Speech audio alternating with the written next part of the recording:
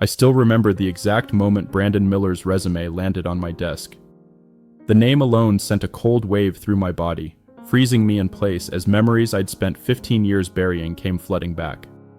My coffee mug stopped halfway to my lips, my eyes fixed on the familiar arrangement of letters. I set my mug down slowly, careful not to spill despite my suddenly trembling hands. Brandon Miller. The boy who had made my high school years a living hell was now applying to be the new marketing director at Meridian Technologies, my company. "Sir, is everything okay?" my assistant Kevin asked, noticing my sudden stillness. I nodded without looking up. "Yes, just surprised by a name I recognize." I kept my voice neutral, professional, but inside my mind was racing through a highlight reel of humiliations. High school can be cruel for anyone, but Brandon Miller had made it his personal mission to destroy me. I was the scholarship kid at Westlake Academy, brilliant but poor. Two unforgivable sins in that wealthy enclave. My mother worked 2 jobs to keep us afloat after my father left, and my secondhand clothes made me an easy target. Brandon, with his family's money and perfect lacrosse captain pedigree, took particular delight in reminding me of my place. "Hey, scholarship, nice shoes. Did you find them in a dumpster?" he'd call across the cafeteria, loud enough for everyone to hear. The daily mockery was relentless. My clothes, my mother's old car, the free lunch tickets I tried to hide. But what broke me was the science fair incident during senior year. The project I'd worked on for months, the one that was supposed to be my ticket to MIT, mysteriously malfunctioned the night before judging. Brandon's smirking face in the crowd told me everything I needed to know. I closed the resume file on my computer and walked to the window of my corner office, looking out at the Seattle skyline. The rain streaked down the glass, mirroring the turmoil inside me. 15 years had passed. I'd clawed my way through college on scholarships, graduated summa cum laude from Stanford, and built Meridian Technologies from nothing into a $200 million company. The frightened, humiliated boy from Westlake was gone, replaced by Alex Harrington, CEO of one of the fastest-growing tech firms in the Pacific Northwest. I took a deep breath and returned to my desk, opening Brandon's file again. His resume was impressive. Harvard Business School, successful marketing campaigns for major brands. Glowing recommendations. On paper, he was exactly what we needed. But paper doesn't show character. I picked up my phone and called HR. "Sandra, the marketing director candidates. I'd like to be involved in the final interviews," I said, keeping my voice casual. "Of course, Mr. Harrington. That's unusual for you, but we can certainly arrange it. Any particular reason?" I paused, choosing my words carefully. "Let's just say I have a special interest in making sure we get this one right." After hanging up, I sat back in my chair and considered my options. The professional thing would be to recuse myself from the process, to acknowledge the conflict of interest. But something deeper, something I thought I'd outgrown, whispered that this was an opportunity the universe had placed directly in my hands. I could simply reject his application outright, but that would be too easy, too quick. "Kevin," I called through the open door, "please clear my schedule for the marketing director interviews next week." This needed to be handled personally. The week passed in a blur of meetings and decisions, but my mind kept returning to Brandon's upcoming interview. I reviewed his application materials obsessively, looking for weaknesses, flaws, anything that would justify rejection on professional grounds. But his qualifications were undeniably strong. I found myself both dreading and anticipating our meeting with an intensity that surprised me. The night before the interviews, I dreamed of high school hallways and Brandon's laughing face as my science project sparked and smoked. I woke at 3 a.m., drenched in sweat, the phantom sound of teenage laughter ringing in my ears. "This is ridiculous," I whispered to my empty bedroom. "I'm a successful CEO, not that powerless kid anymore." But as I showered and dressed that morning, selecting my most intimidating charcoal suit and power tie, I knew I was preparing for battle. The interview schedule had 5 candidates, with Brandon slotted for the afternoon.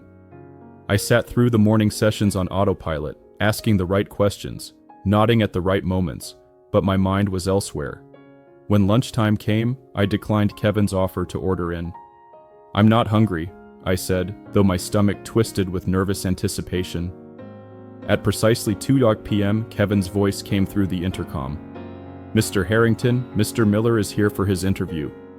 I took a deep breath, straightened my tie, and said, "Send him in." The door opened, and there he was, Brandon Miller, 15 years older, but unmistakable. The same confident smile, the same perfectly styled hair, though there was less of it now. His expensive suit couldn't hide the slight paunch he'd developed. Time hadn't been as kind to him as his Instagram profile suggested. For a moment, I saw confusion flicker across his face as he entered my office. His eyes narrowed slightly, struggling to place me.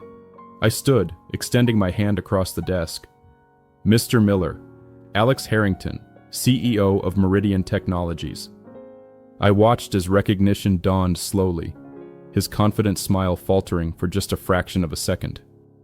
"Mr. Harrington," he recovered quickly, his handshake firm. "It's a pleasure to meet you." So that's how he wanted to play it, pretending he didn't remember me, or perhaps hoping I wouldn't remember him. "Please have a seat," I gestured to the chair across from me. "I've been looking forward to this interview." The double meaning hung in the air between us, but only I knew it was there. "I was surprised to see Meridian's CEO participating in director-level interviews," he said, arranging himself comfortably in the chair. "We take our corporate culture very seriously here," I replied. "I like to be personally involved when we bring someone into our leadership team." The interview proceeded normally at first. I asked standard questions about his experience, his approach to marketing, his career goals. He answered smoothly, professionally. He was good, I had to admit. If I hadn't known him before, I might have been impressed. As we talked, I searched his eyes for any hint of the cruelty I remembered, any sign that he recognized me and felt remorse. There was nothing.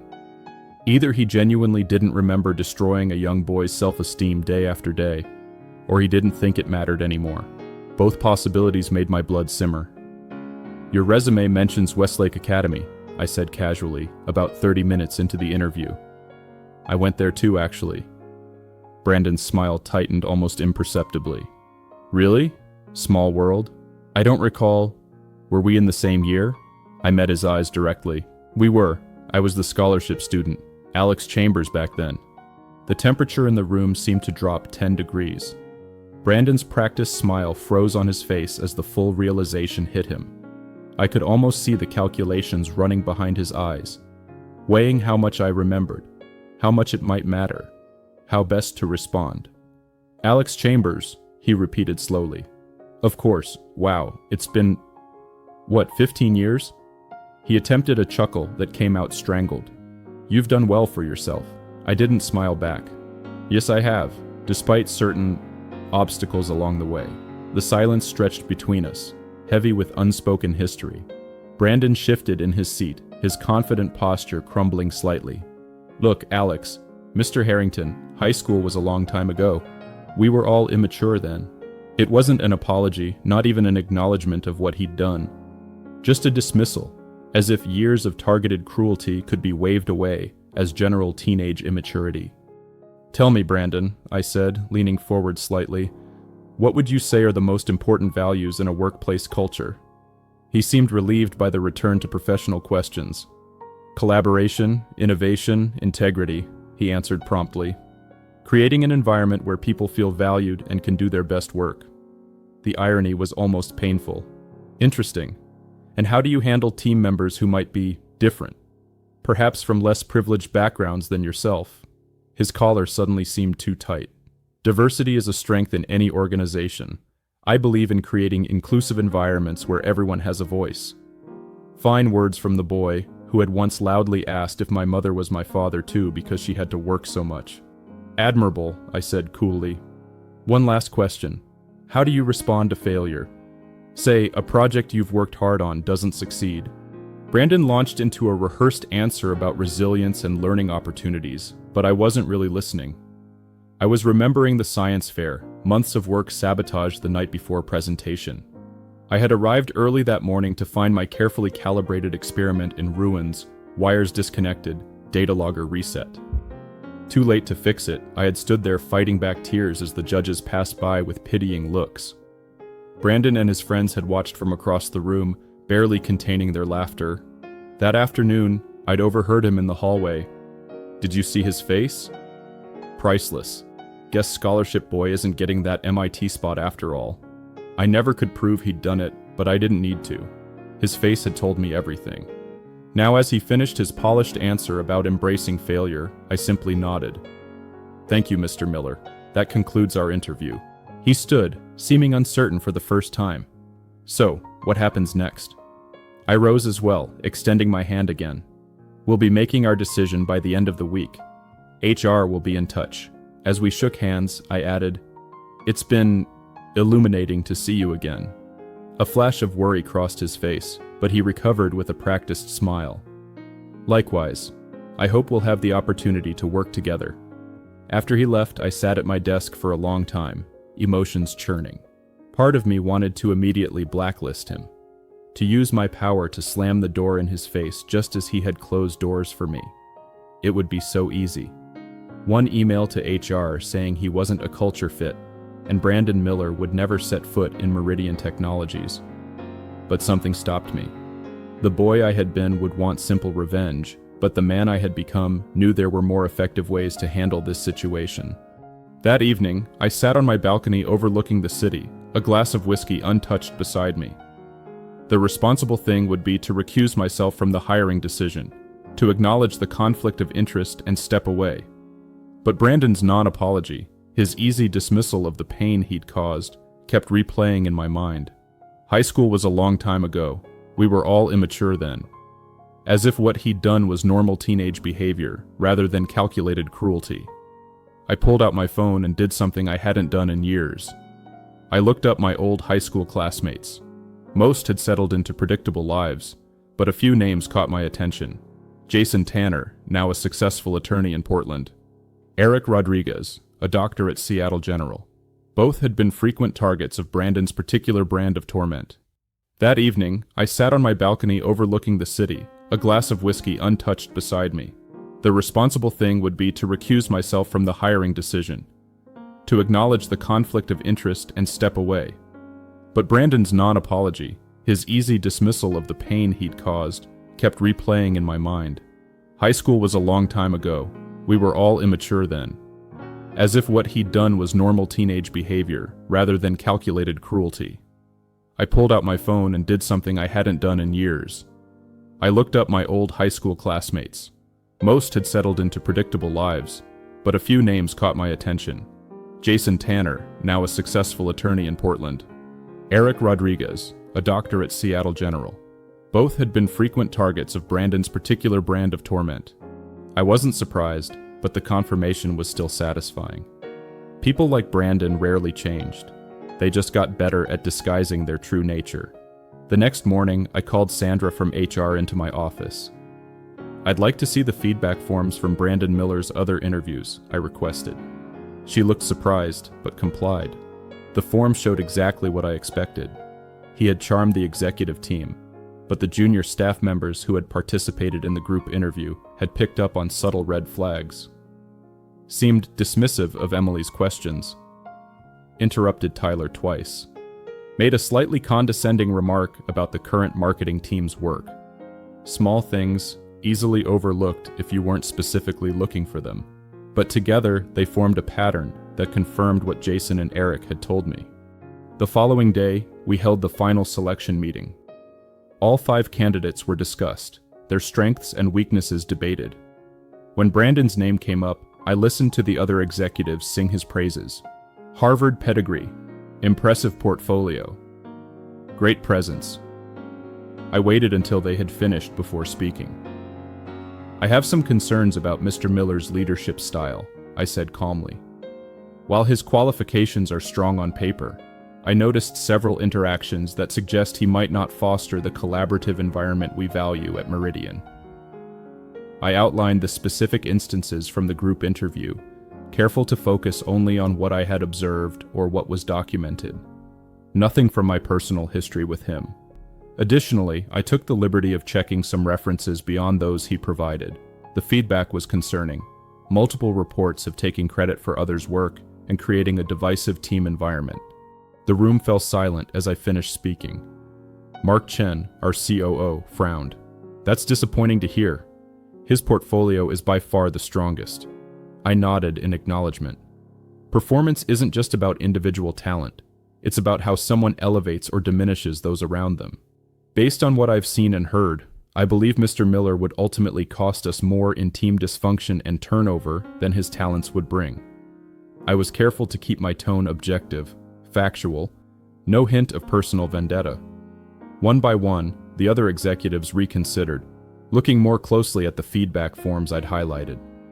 By the end of the meeting, the consensus had shifted. Brandon Miller was out of the running, and we were moving forward with another candidate, David Johnson, whose collaborative approach and innovative ideas had impressed everyone, even if his resume wasn't quite as polished as Brandon's. As I walked back to my office, I felt a complex mix of emotions. There was satisfaction, certainly, but not the vindictive glee I might have expected. I hadn't lied or manipulated. I'd simply ensured that the full picture was considered. The same behaviors that had made Brandon a successful bully in high school were still present in his professional life, just better disguised. Exposing those behaviors wasn't revenge. It was protecting my company from a toxic hire. Still, I couldn't deny the symmetry of the situation, the perfect closing of a circle that had been open for 15 years. The boy who had tried to destroy my future now had his own future altered by my decision. I wondered if he would ever make the connection. Ever realize that actions have consequences, sometimes years after the fact. 2 days later, I sat across from David Johnson, offering him the marketing director position. His face lit up with genuine excitement and gratitude. Thank you for this opportunity, Mr. Harrington. I can't wait to get started. As we discussed start dates and first projects, I felt certain we had made the right choice. David had overcome his own obstacles. A first-generation college graduate who had worked his way up through increasingly challenging roles. He spoke passionately about mentoring junior team members and creating opportunities for diverse voices to be heard. Meridian's values align perfectly with my own, he said earnestly. Building people up rather than tearing them down. That's how real success happens. I couldn't have said it better myself. Later that afternoon, Sandra from HR stopped by my office. I just sent the rejection emails to the other candidates, she informed me. Mr. Miller already responded, asking for feedback on why he wasn't selected. I considered this for a moment. Tell him we found a candidate whose collaborative leadership style and team-building approach better aligned with Meridian's culture, I decided. It was the truth, after all. Also, Sandra, if he applies for any future positions at Meridian, please let me know. She gave me a curious look, but nodded. Of course, Mr. Harrington. After she left, I turned to my window, watching the sunset paint the Seattle skyline in shades of gold and orange. Brandon Miller wouldn't be getting a detailed explanation of his rejection. He wouldn't know exactly why the door had closed for him, just as I had never gotten an explanation for why he had targeted me so relentlessly in high school. A month passed, and David was already proving himself to be an exceptional hire. The marketing team's morale had visibly improved, and their first campaign under his leadership was receiving excellent feedback. I had almost put the Brandon Miller situation behind me when Kevin buzzed my intercom one morning. Mr. Harrington, there's a Brandon Miller here without an appointment. He's quite insistent about seeing you. My heart skipped a beat. Did he say what it's regarding? I asked, keeping my voice even. Something about a reconsideration of his application. He says he has additional information that might change your perspective. I considered turning him away, but curiosity won out. Send him in, but stay near the door. If I buzz twice, come in with an urgent call for me. Kevin understood immediately. Of course, sir. Brandon entered my office with less confidence than during his interview. His smile seemed forced, his posture slightly defensive. Mr. Harrington, thank you for seeing me. I appreciate your time. I gestured to the chair across from me, but remained standing. Mr. Miller, this is unexpected. I believe HR communicated our decision. He nodded quickly. Yes, they did. But the feedback was vague. I've never been rejected for a position I was so qualified for, and I can't help feeling there might be some personal history influencing the decision. So he was going there, directly addressing the elephant in the room. I had to admit, I hadn't expected such boldness. What personal history would that be, Mr. Miller? I asked coolly, finally taking my seat. High school, he said, meeting my eyes. I know I wasn't kind to you back then. I'm wondering if that played a role in your decision. I studied him carefully, looking for any sign of genuine remorse. Mr. Miller, our hiring decisions are based entirely on professional qualifications and fit with our company culture. He leaned forward. Then help me understand, because on paper, I was the most qualified candidate. I've led successful campaigns for companies twice the size of Meridian. I have the network, the experience, the track record you need. There was a hint of the old Brandon in his voice now, entitled, Unable to conceive of being passed over for someone more deserving. Qualifications aren't just about what's on paper, I replied evenly. They include how you work with others, particularly those you perceive as beneath you. Our assessment found you lacking in those areas. His face flushed slightly. Based on what? A few minutes in a group interview? Or based on who I was at 17? I could have ended the meeting there, but something compelled me to continue. Mr. Miller, do you actually remember how you treated me in high school? He shifted uncomfortably. Kids can be cruel. I wasn't proud of it then, and I'm not proud of it now. Still not an apology, I noticed. And the science fair? My project that mysteriously malfunctioned the night before judging? His eyes flickered with what might have been guilt, quickly masked. That was a long time ago. I've grown up since then. I nodded slowly. So have I. And in growing up, I've learned that character matters more than credentials. The way you treat people when you think it doesn't matter, that reveals who you truly are. Our decision stands, Mr. Miller. Not because of high school, but because the same traits that made you a bully then are still evident in how you interact with those you don't perceive as valuable to your advancement. Brandon's face went through a rapid series of emotions, shock, anger, then a forced calm. I see, he said tightly. So you're using your position to get back at me for high school. That seems rather unprofessional, don't you think? I smiled slightly. If that were true, I wouldn't have bothered interviewing you at all. I would have simply rejected your application outright. Instead, I gave you a fair chance and evaluated you on your current behavior, not past actions. The references I checked, the feedback from the group interview, those revealed the same patterns. You're still the person who thinks the rules don't apply to you, who believes status matters more than substance. Meridian isn't the place for that mindset. Brandon stood abruptly. You haven't heard the last of this. I have friends in this industry. The threat was clear, but I remained unruffled. So do I, Mr. Miller, many of whom remember you as well as I do. Please see yourself out.